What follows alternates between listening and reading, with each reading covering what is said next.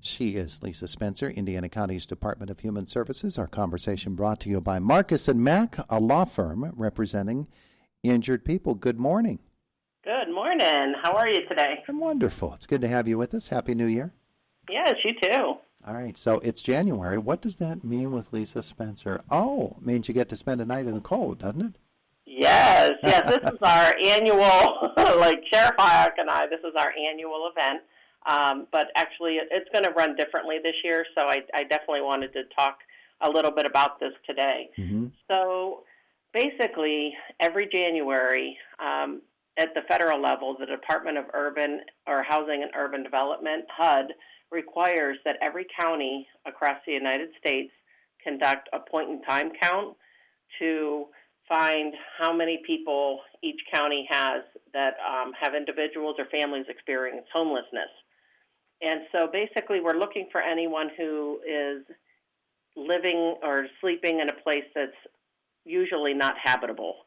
And so Pennsylvania, we have to do this every year the same day, all the counties in Pennsylvania, and they usually choose the last Wednesday of the month. And this year it's going to be January 27th that we will be going out. But because of COVID, we've had a couple of changes that we have to think about.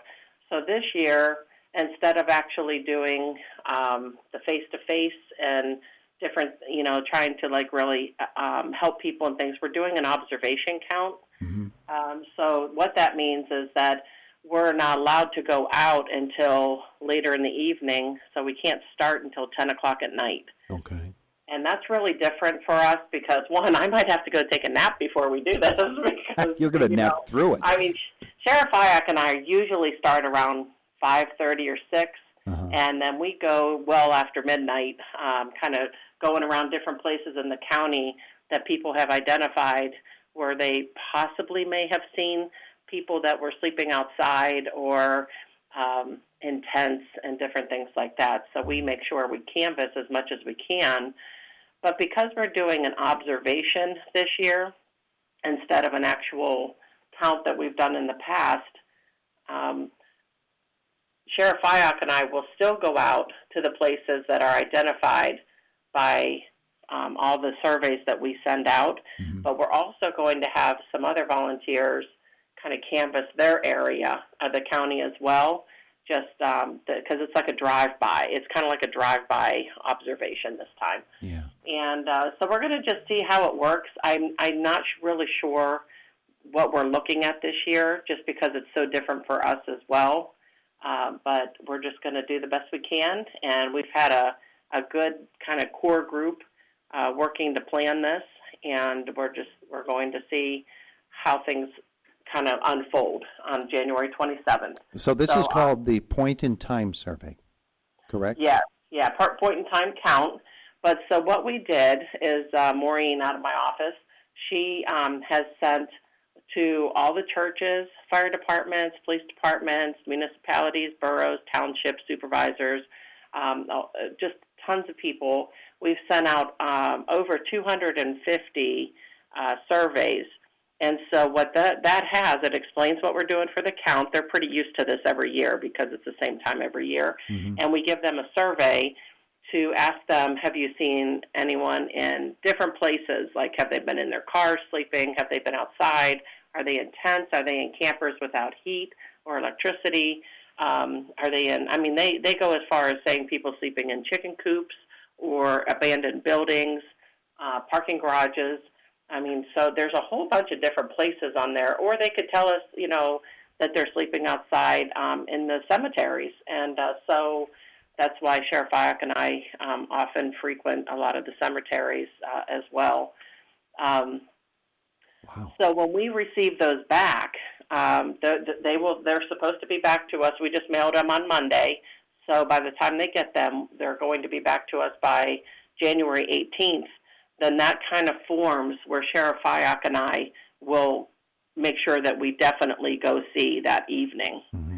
And that's pretty much how we do it. The hardest part for us in our county is that we're so rural that we cannot canvass the entire county because we can't go traipsing through the woods at night and different things like that. Yeah. So we have to rely on the cooperation of all of these different agencies and entities to try to help us identify where they have seen someone. So if somebody knows of somebody who's in that situation, do you recommend they contact you, or they contact their church, or one of those other organizations that you named? Well, if somebody knows of anybody that is in transition right now and not in appropriate housing, please give them ICAP's number. We want to connect them with the homeless case manager at ICAP, so I can give you the ICAP number. Okay. It's 724-465-2657. So that's ICAP's number, and we certainly don't want anybody to wait until January 27th to be getting assistance, because ICAP will do what they can to get people into a safe housing situation. Now, we do have a big wrinkle this year, though, because the shelter is not open. Because of COVID, there's no way to keep people physically distanced appropriately in the shelter. So that really is hard for us, because that used to be our 24/7 kind of helpline, so to speak. So when Sheriff and I were out driving around the county, we knew that we were able to call the shelter because it's, staffed 24/7, and then we could see about getting, people there. Plus, if the shelter, even if it were full, that we could still put cots in another room just to keep people out of the cold just for one night. So that puts a little wrinkle in our plan this year, because we're not going to have that available to us, and that's making it really tricky. So the one thing is that we want people to know is, if you know somebody who's having difficulty securing, housing, and they're outside, if they are a veteran, then we would like everybody to know that the Veterans Parsonage is definitely an option for somebody. So, like I said, you can call ICAP and they can give that number to you. But the Veteran Parsonage is for all veterans.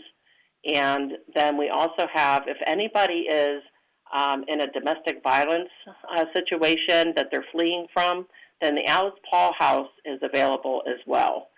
And thirdly, if we come across a family that has children involved, or we find an unaccompanied youth up to the age of 24, then we are able to call CYS that evening, and they are able to help us try to get them housed just for one night until they can get their workers in the next morning. So those are the three areas that we have covered. The problem that we're having would be anybody who doesn't fit into those categories. Somebody over 24 who is not a veteran or in a domestic violence relationship or fleeing from that, that's going to be really tricky because our shelter's down. Yeah. So we're still kind of thinking about how we could do that, but we also lost some of the stores that were open overnight, that people were, maybe if they were staying in their car, they would run into, Walmart and at least have a bathroom, and they were able to get warm, and they could, run into there every so often. But I don't believe that those stores are open overnight anymore. No, they're not. So it's very dangerous out there to be in those kind of elements when you can't run your car because you can't run out of gas. So, this is not something that we like to see people in these situations, because it's too cold outside, and we all know that. Yeah. And I can't imagine how people even do that because of the weather elements. Yeah, so all of those are wrinkles this year. I'm not quite sure how we're going to unfold a couple of things, but like I said, this is supposed to be an observation this year, and but of course we don't want to leave anybody. If we could help, we don't want to leave anybody unattended. Now, saying that, people do not have to agree to get help at all. In fact, last year we had a gentleman who absolutely said he did not want help. He wanted us to leave him alone. He was fine. He was in a tent. He didn't care. He wanted to be on his own, and we have to abide by their wishes. Mm-hmm. And we have to make that really clear for everybody that's listening. We can't force assistance on people.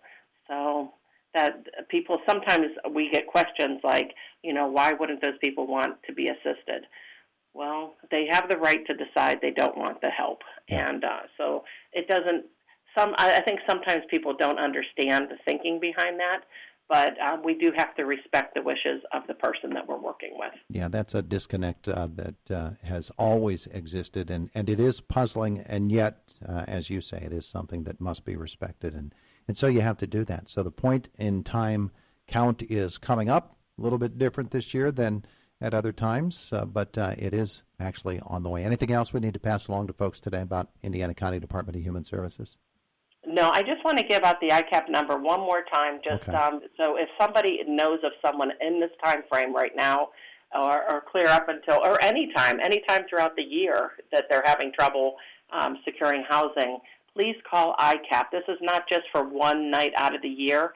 ICAP works with people all year long in housing issues. So it's 724-465-2657.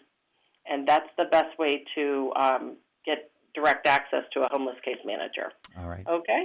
Very good. Thank you, Lisa. Okay. Thank you so much. That went by so quickly. But I will talk to you next month, and maybe we'll see how the results, we'll know by then how we did on this. Very good. Very good. Have a great day today. Okay. Thank you so much. Bye-bye. It's the voice of Indiana County, WCCS. Indiana County, WCCS.